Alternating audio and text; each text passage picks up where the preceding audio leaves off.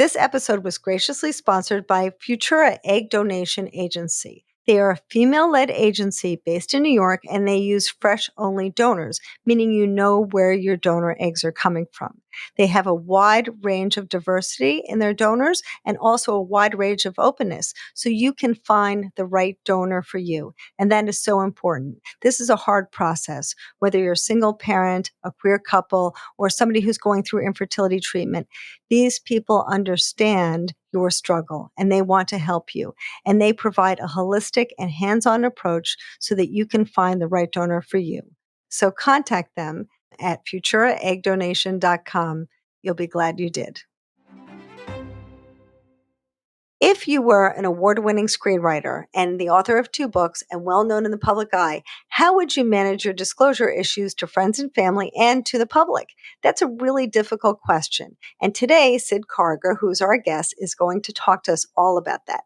He's going to talk about his new book, which is really changing the public forum about family building, and also about his private journey to have a baby.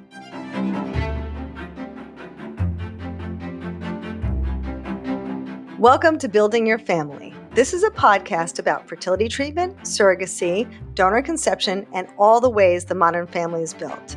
I'm your host, Lisa Schumann. I'm an author, a researcher, and the podcast host here today, and so excited that I have this special guest to introduce you to. His name is Sid Karger, and he's the author and award-winning screenwriter for film and television. He's done so many amazing things with his life, but wrote this fantastic book called Best Men, and now is the author of a book called Bump, which, as you can see, I have lots of notes in it. I love it. And I met him at the Strand Bookstore in New York, and he very thoughtfully autographed a copy for me. He and Anderson Cooper had a very lovely and casual conversation about this book. And what I've discovered since that time is that Sidney's had this amazing life. He's won so many awards. He's been on every television show you can imagine. And although he's a very public figure, he shares some very, very sweet, very touching, and very personal sort of experiences in this book about these 2 men who go on this amazing journey with their surrogate experience and with a dog that they adore, Matilda, and they have this amazing experience. And I think it's really important to talk about this lovely book, even though it's just really enjoyable to read. It's also so meaningful because we are filming during Pride Month. And of course, visibility is so, so important. And I'm so proud to present Sidney to you today because I think he's really helping us change the dialogue and the zeitgeist in our culture to have lots of great novels, rom-com, all sorts of information coming from all types of family, not just the family that we knew when I was growing up in the 1960s. So welcome. Thank you so much for joining us. Thank you. Thank you for having me. I love that you're doing this.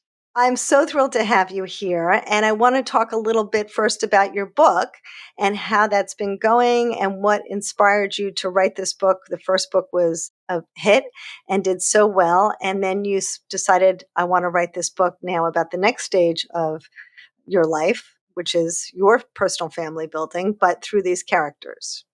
Yeah, a little bit. I had started as a screenwriter, as you'd mentioned, and I decided to write a book. And I knew that I wanted to write. I was a big rom-com lover, and I knew that I wanted to start with a rom-com. And so I started writing this book called Best Men. It was a 2-book deal. So I had sort of Best Men lined up as a book and a very detailed outline, and sold it with sort of almost like a paragraph idea of the bump. So this was right before the pandemic and sort of into the pandemic. So I had to finish writing Best Men, which is basically a rom-com about 2 guys who meet at a guy's best friend's wedding. And they're kind of, one's the man of honor of the bride who's getting married, and then he meets his potential lover who's the best man of the groom. So it's very sort of, fun, meet cute. And then for the second book, The Bump, I wanted to write kind of a romantic comedy, but I knew I wanted to write about a couple who was sort of a little later in their relationship. So this one is about, and it's fiction, it's not totally me. And it's about a couple who's been together for a while, 2 guys, and they're having their first baby via surrogacy. So they decide they're going to go on a road trip from New York, where they live, to California, where the baby's going to be born.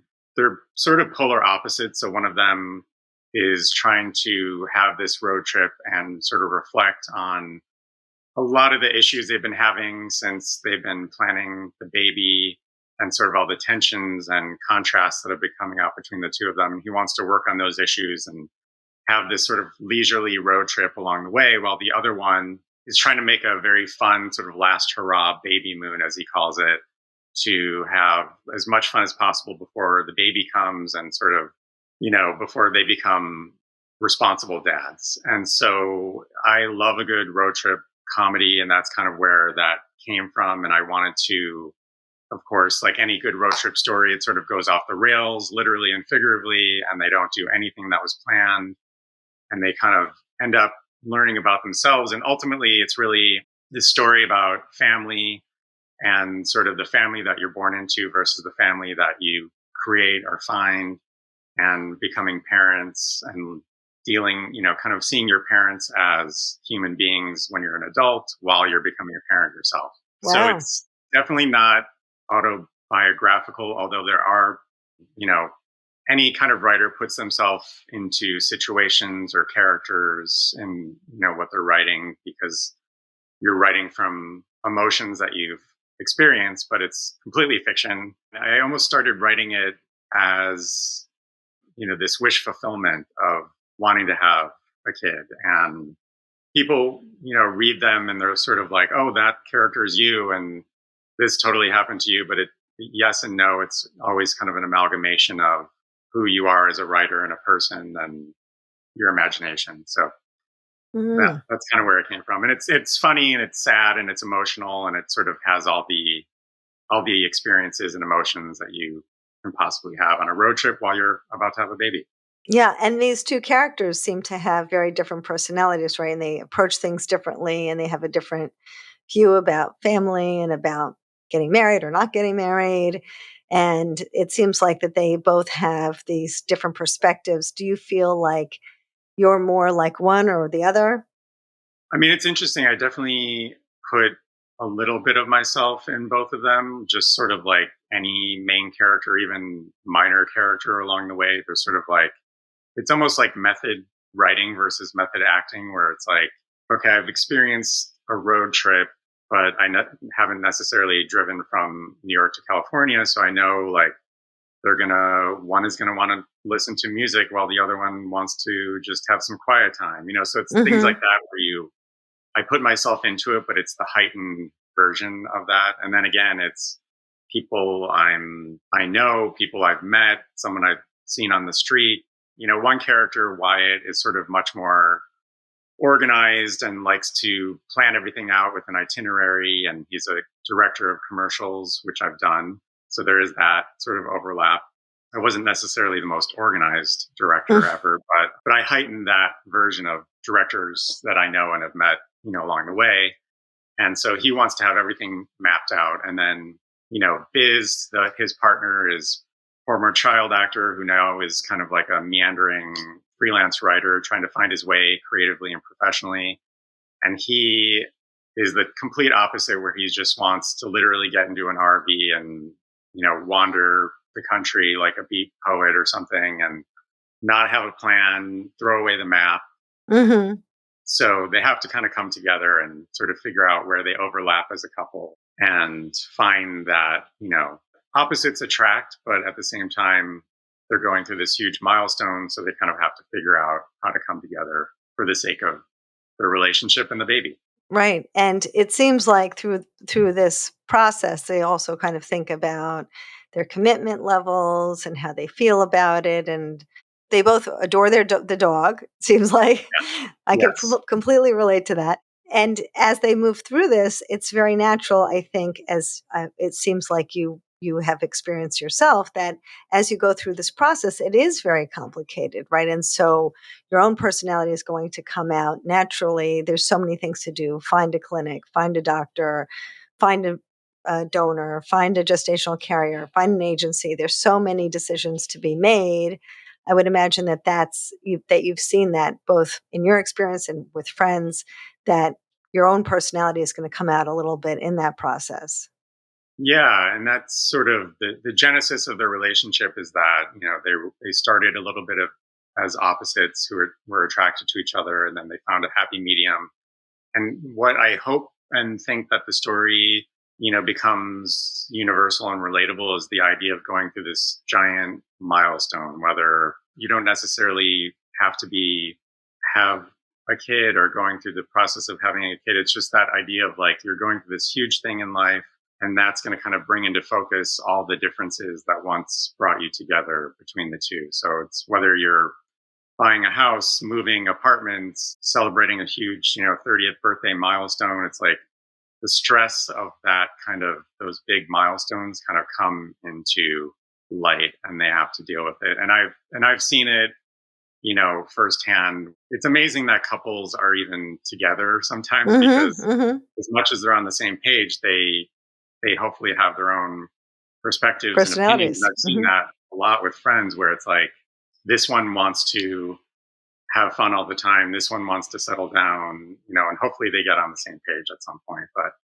everyone's Yeah. seen that kind of dynamic. As we think about that, do you feel comfortable talking about how you approached your family building journey in that way? Because you and your partner had to agree, like, when is the right time? When should we decide that this is something we want to do? And when do we kind of get started? Everybody's got their careers and other things to think about. And it's different, for you, obviously pursuing surrogacy, because you have to be able to kind of be ready to spend all that money and put all the time in and the energy, and it has to be very thoughtful. Yeah, I mean, it's, as you know, like just the most overwhelming.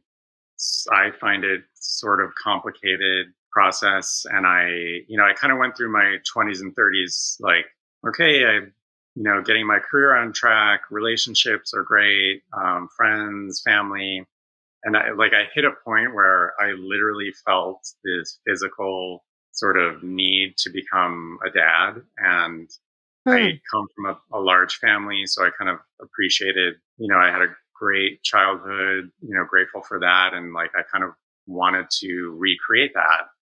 And in a Nice. way that, I think a lot of people have that sort of biological clock. I felt that. And Wow. I started looking into it, and kind of my partner came on board and was sort of like, oh yeah, yeah, that's maybe going to happen, maybe not. And like, as gay men, it's like it's just not easy. It's just not easy. And so we had meetings in hotel conference rooms with agencies, and we went to offices with surrogacy agencies and talked with adoption agencies, weighing the pros and cons. I just want to back up for a second. You said that you had this like pull, like, I want to be a dad, and you're like feeling like, I'm ready to do it. And he wasn't 100% yet. Were you not?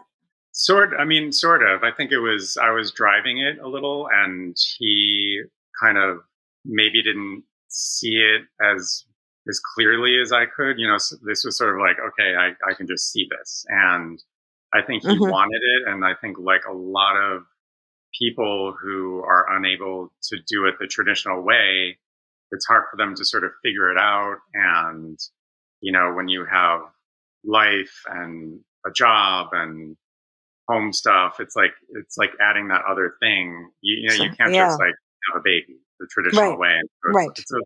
it becomes a full-time job. And I was like, I'm going to do this. And he was like, great, let's figure it out together. And so it was sort of like me doing that initial, you don't understand, I physically need to do this. That's And amazing. and emotionally and everything. And so we started together, and yeah, we met everybody under the sun who is willing to have a free consultation. And Mhm. because it can get costly and timely Very. and everything. There's a conference called Men Having Babies. Mhm. That's an annual thing that we went to, and it's sort of like this big thing where all the fertility industry doctors and agencies and everybody come together, like a Comic-Con for Yes. to kind of write That's a about good it. way And to say. yeah, Yeah. and instead of superheroes, Mhm. it's super doctors. Right. and everybody in the fertility industry, and it's such a and it's almost like speed dating where you're kind of going Yeah. around and meeting, and that's how I met our eventual fertility doctor. But it is you come home with a bag full of brochures and information and folders, and then we're kind of like exhausted mentally, and we're like, okay, let's take a beat and figure out how we're really going to do this, because there are just so many ways you can do it. Yeah. And so we kept starting. It was a lot of starting and stopping. We'd meet people, we'd talk to friends who were doing it. Life would get in the way. We had a very big sort of pull to do it again, like around 2018. We're like, okay, let's do this again. Here we go. And then the world ended for a couple years with the pandemic and everything. And no one was having surrogates during that time, and no one was doing anything during the pandemic. So we put another pin in it. And then we kind of slowly emerged with the rest of the world and started the process all over again. Wow. But we would go and listen, at the Men Having Babies conference and hear questions asked by people who were sort of further along in the process. And it's just like, I wouldn't even know. I just remember thinking, like, I don't even know how to formulate the question this person just asked, because it's all about science and whatever. And, it's a real learning curve where we wanted to make sure we did our homework and knew what we were getting into and how we could do it. Yeah, it's a lot to take in and a lot to understand, and the logistics and the biology and everything that you have to kind of just learn overnight is so much. I mean, most Yeah. people don't even think about those things, and you have to learn so many things. It's interesting because I think a lot of people are having kids older these days. Yeah. My dad was 55 when he had me, so I've kind of I always had it in mind. I'm like, okay, I can have this sort of longer timeline. I'm not in a rush. And seeing friends having kids older too is sort of like made it become real. And, we've had friends obviously having kids the traditional way, straight couples doing IVF, gay couples doing surrogacy and adoption. So we've seen every kind of way you can do it and have sort of plucked knowledge from everybody. And, it's like, okay, this person did it that way and we'll do it the same way, or this person did it that way, or we go kind of zig where that person zagged. And, so it's great to have that community of people where you can kind of draw from and also make it real. Yeah, right. My name is Lisa Schumann.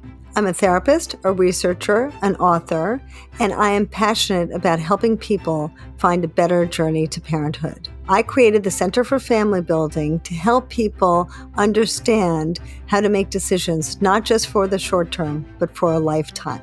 We have group counseling, individual counseling, couples counseling, and lots of other services that can help people find the answers that they're looking for.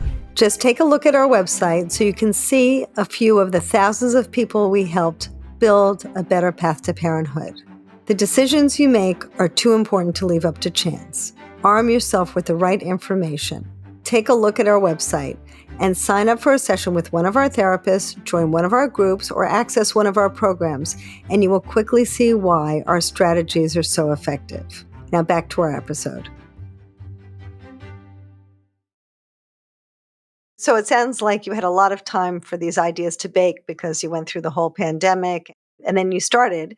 So by the time you started, did you already feel like we know what we want in an agency, we know what we want in a surrogate, we know what we want in an egg donor? Were you already kind of formulating those opinions together?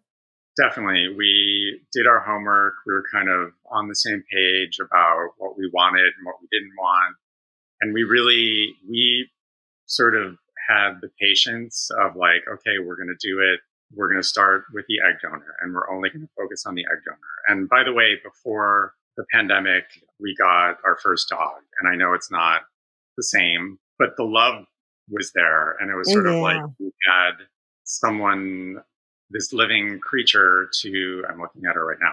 Yeah. We have this living creature to sort of like nurture and love and fall in love with, day after day. And sort of like, and at a certain point, we were really, that kind of kicked it in too. It's like, hey, I think we need a kid here because we're putting too much. We're really, right.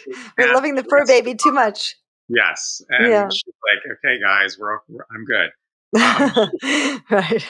so that became a part of it too. So we learned what we wanted and what we didn't want, and we really took each sort of goalpost within the journey, which I kind of make fun of a little bit in the book in a fun way.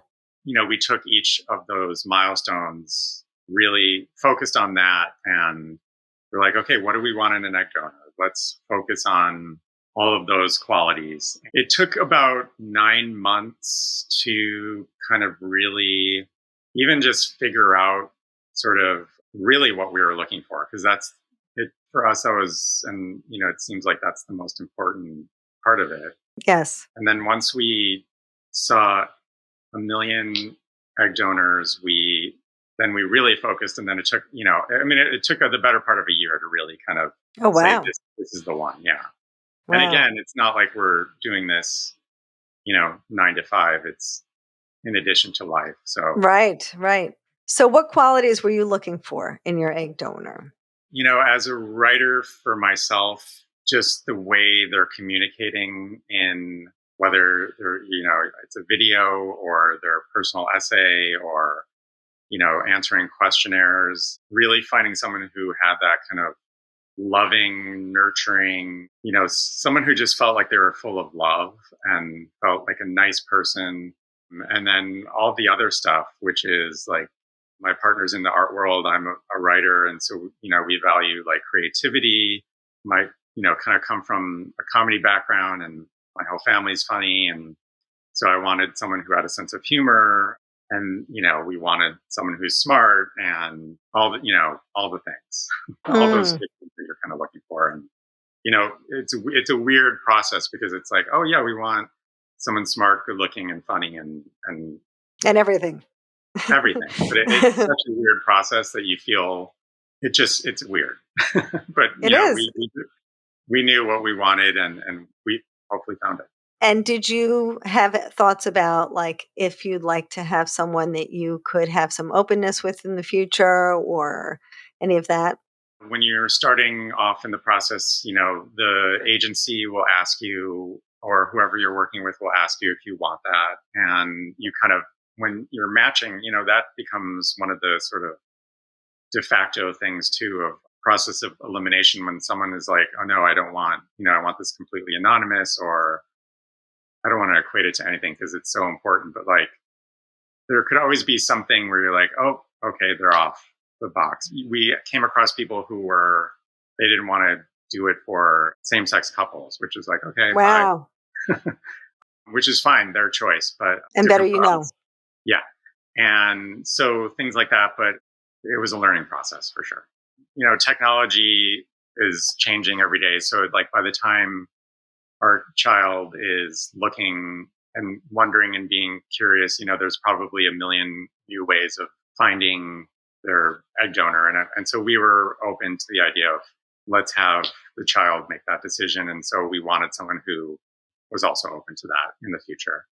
That's fantastic. Yeah, it's a tricky thing because you can't predict the future. And so it took you about a year Yeah. and you both agreed. So then you started the process. And how was that? Was that relatively kind of smooth or did you have bumps in the road?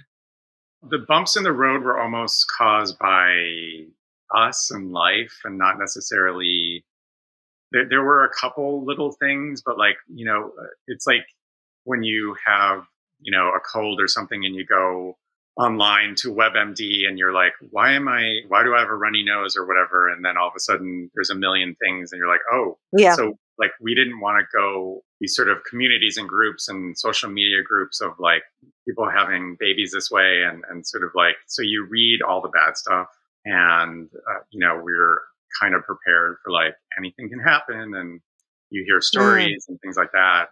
But luckily there weren't too many of those. When people are talking about it online and stuff, they kind of gravitate toward the nightmarish, Yes. bad things that happen. And so we kind of Yes. just try to filter those out and keep them in mind. But luckily there wasn't too many bumps other than like, we're going to put a pin in this for now. And like we created our own bumps, as I said. But it sounds like what you're saying in all of these situations that you really did your homework and you said, we're going to keep our feet on the ground and we're going to make sure that we're on the same page about everything. And so as you approached each step, it sounded like you were really prepared for, whatever wind would come your way, that you were really steady in your decision together, which is great.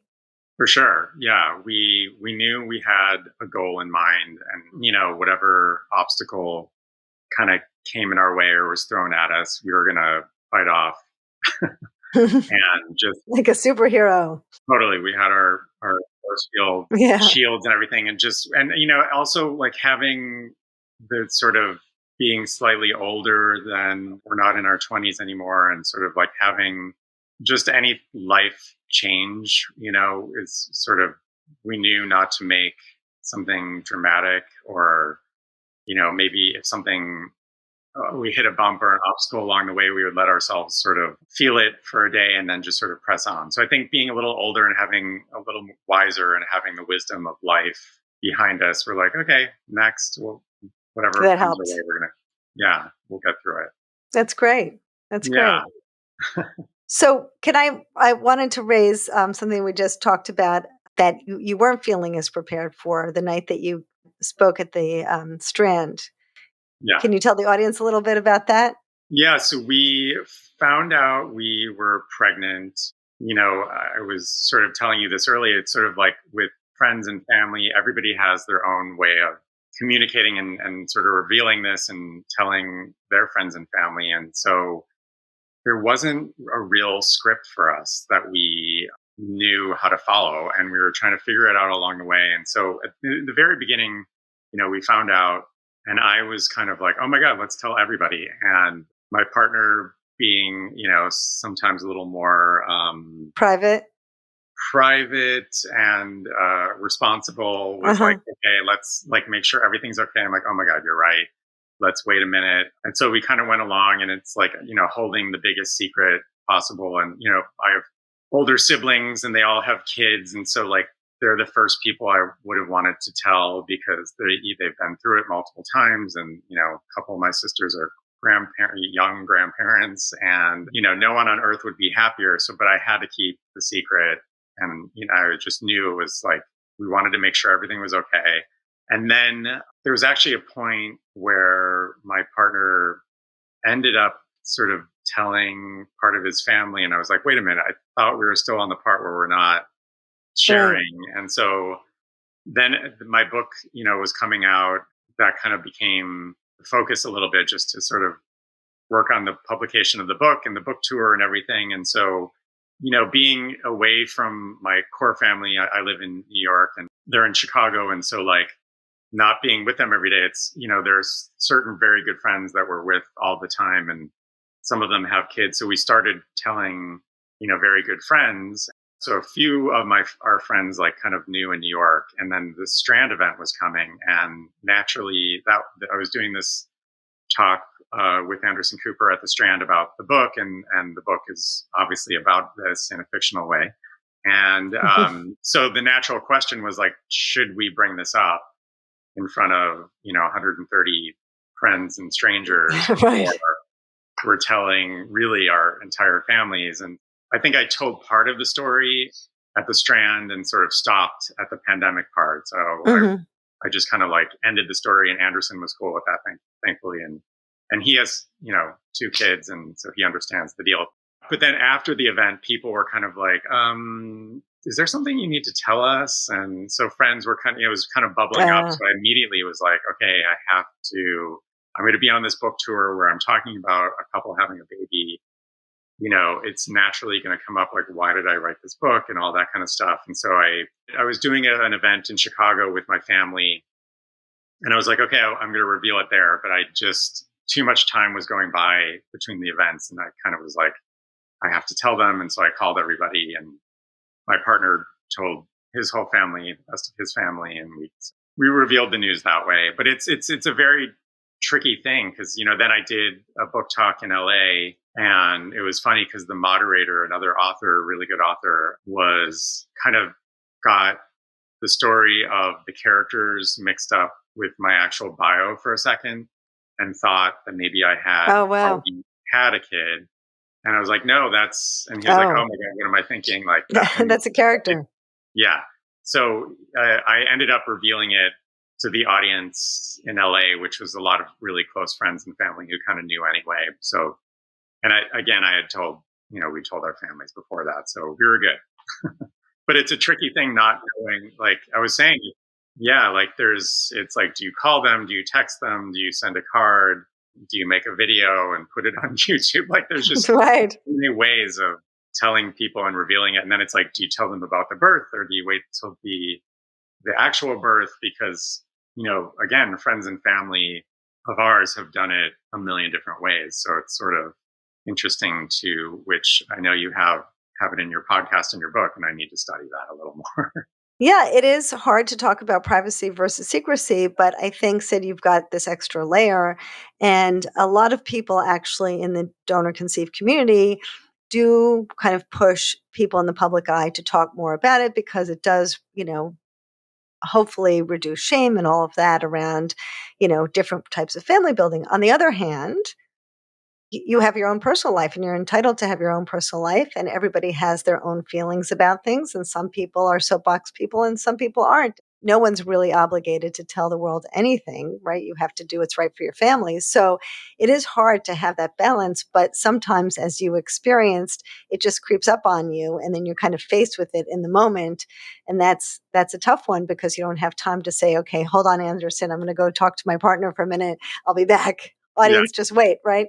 So it's tough. It's a tough, and that those sorts of conversations are probably just going to keep coming. Yeah. And I mean, again, like as a writer and all of my writer friends, we all do this. It's like, even just with, minor career stuff, like coming up with a book idea or selling a book or selling a script, whatever it is, like selling a TV show. All of us, I feel like, just in my little circle, we are the same. Where it's like, okay, we don't want to jinx it. I'm not going to tell anyone that this meeting went really well, and there's a chance of this book becoming a real book. And I'm going to wait until the announcement. And so, like, I'm used to that sort of like, I don't want to jinx anything, but this is that times a million, billion, billion. And I was kind of applying that logic, and we both were to a certain extent with that. It's sort of like, knock on wood, let's make sure everything's okay. And yeah, and even after the event, our fertility doctor, Dr. Inderis, who is like, he was at the event and he texted us afterwards. He's like, I think you should probably tell people at this point because it's like and he was, he was right. But it is a tricky thing when again, just trying to keep things. I love the idea of like privacy versus secrecy, and for us, there's absolutely no shame in it. It's just about, do we tell people that we're moving, or it's like any big life thing. It's like, when do you reveal that to someone, and how private do you want to be about it? Right. Except here, it does get sticky, right? Because people will ask you about who's the genetic contributor. People will ask you about very personal things. People might ask you questions in front of your child who hears what you're saying and about the donor. So it is so much more emotionally charged in so many ways, I think. And, I think from what you've said, it sounds like you and your partner have a great relationship and you guys really talk through everything. So I'm assuming that this is just something that you guys are going to keep working on together because it is one of those things that you both want to be able to feel on the same page about. Yeah, I mean, and it's sort of like, life is too short to not have this sort of transparency. And this couple that we were friends with years ago, who's a little bit of the inspiration for the book The Bump, like they were going through the journey probably almost 20 years ago now, I'd say. And the whole idea for the book kind of came from that conversation I was having with them. And they Huh. were telling us about, this was way before Zoom and making everything easier with FaceTime. And they were meeting their surrogates and they were driving to different states around the country Oh, to meet a couple, I don't, it might have been two or three. In my head, it's like 10, because this was a story they told us so long ago. And they were going on these sort of road trips to meet the surrogates, as opposed to now you can kind of do everything on Zoom and online. everything. Yeah. Yeah. And so I'm like, okay, that's a great idea for a road trip idea. And then, later on, I kind of stored that away and kept thinking about it. How can I turn that into a story? Is it a book? Is it a movie? What is it? I thought, okay, how can I raise the stakes? Turn that, maybe they're, instead of at the beginning of their journey, they're about to have the baby and they're going on a road trip. And so that's kind of where the idea for the book came from. But in that same moment, in that conversation, I was holding the baby and I was asking them, I said, which one, whose DNA, which one is the father? And their answer was something completely, again, that stuck with me, and is something, I think people are naturally curious, and their answer was, we are a family and it doesn't really matter. And it's something we're just not going to really talk about. So yeah, naturally I had that question. People have already started asking us that question, and we're prepared for person at our coffee shop while we're holding our baby, getting coffee, to ask the same thing. So yeah, it's a definite sort of like figuring those the journey continues. It's a lot to think about, but they're all exciting things, right? Because you're going to be dads, which is thrilling. Yes. I mean, at the end of the day, it's sort of like, that's the most important thing. It's exciting. It's what we've wanted for so long. And all of that other stuff is, part of it, which is fine. It's wonderful. Well, I guess then your next book is going to be about, fatherhood. I'll be waiting for that one. Yeah, either fatherhood or I'm going to go straight to the old folks' home. Who knows? Oh, no, no. Oh, my gosh. Well, thank you so much. I mean, these are great pieces of information, I think, for our audience to think about. And I think, Sydney, you're so inspiring, and I'm so grateful for everything that you do. And I think, having this, beautiful book just out in the world is so helpful, because I think certainly in general, but the world that we're living in now needs much more of this information, and to kind of normalize every kind of family. And so I'm really grateful that you're sharing with us, and you certainly should share only what you want to, but whether it's fiction or fact, I'd love to hear it. And so I'm looking forward to your next book too. Oh, good. Thank you so much. Thank you for having me. You're welcome. And for all of you out there, thank you so much for coming. Where can people find you, Sydney? Yeah, so I'm pretty active on Instagram. SidKNY is my handle. A little bit on Twitter, a little bit on Threads, not really. And my website, sidkarger.com. Terrific. So if anyone wants to visit, please visit him. And I think you should pick up this book and his previous book. They're great, fun, and they really just, are feel-good books. And we need more of that in the world. So thank you so much for joining us. I hope this episode helped you. And please subscribe, because that's how you help us keep going. Thanks for coming, and I'll see you next time. Thank you again to FuturaEggDonation.com for sponsoring this episode. You can visit them at FuturaEggDonation.com and find out why they're so special. Hi, it's Lisa Schumann. I hope that you enjoyed that video, and I hope it helped you. And if it did, please give us a thumbs up and subscribe, because that's how we keep going. It's really important to us. And if you liked it, you might like this one.